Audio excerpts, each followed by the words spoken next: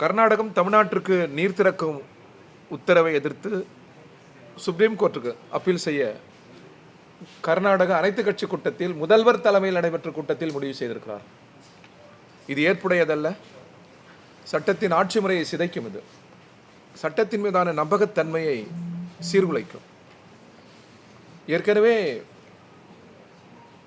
பல வழக்குகள் நீதிமன்றத்தின் தீர்ப்புகள் இருக்கிறது. காவிரி மேலாண்மை வாரியத்தின் வழிகாட்டுதலும் தீர்ப்பும் இருக்கிறது. இவை யாவும் தமிழகத்திற்கு உரிய நீரை தர வேண்டும் என்றுதான் தீர்ப்புகள் கூறுகிறது. ஆனால் இன்றைக்கு அந்த நீதிமன்ற தீர்ப்பை எளிதில் கடந்து செல்கிற, காவிரி மேலாண்மை வாரியத்தின் வழிகாட்டுதலை எளிதில் கடந்து செல்கிற முயற்சியில் இன்றைக்கு கர்நாடக அரசு ஈடுபடுவது ஏற்புடையதல்ல. இயற்கையின் கருணையால் இப்பொழுது மழை பொழிகிறது. அணைகளுக்கு ஆபத்து என்கிற காரணத்தினால் நீரை திறந்து விடுகிறார். தமிழ்நாட்டின் கோரிக்கையை ஏற்ற அல்ல, நீதிமன்றத்தின் வழிகாட்டுதலை ஏற்ற அல்ல.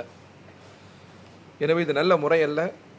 இது வெறும் குடிநீர் பிரச்சனை அல்ல, இரு மாநிலங்களின் உறவு சம்பந்தப்பட்டது, நமது தொன்மையான நட்பு சம்பந்தப்பட்டது. தமிழ்நாட்டிற்குரிய தண்ணீர் நெருக்கடி காலங்களில் நீதிமன்றத்தின் வழிகாட்டுதலின்படி வழங்க வேண்டும் என்பதில் இந்திய கம்யூனிஸ்ட் கட்சி உறுதியாக இருக்கிறது.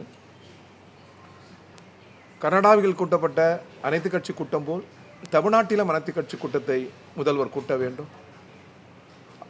அதில் ஒருமித்த கருத்து வராது, எனவே நாங்கள் கூட்டவில்லை என்று சொல்லப்படுகிற கருத்து ஏற்புடையதல்ல. தமிழ்நாட்டில் அனைத்து கட்சிகளும் ஒரே கருத்தில் இருக்கிறார்கள். தமிழ்நாட்டிற்கு தண்ணீர் கிடைக்க வேண்டும் என்று, நீதிமன்ற தீர்ப்பை அமுலாக்க வேண்டும் என்று.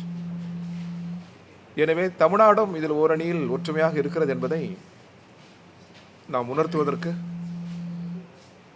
சட்டத்தின்படியான நமக்குரிய நீரை பெறுவதற்கு அனைத்து கட்சி கூட்டத்தை முதல்வர் கூட்ட வேண்டும் என்று நாங்கள் கேட்டுக்கொள்கிறோம்.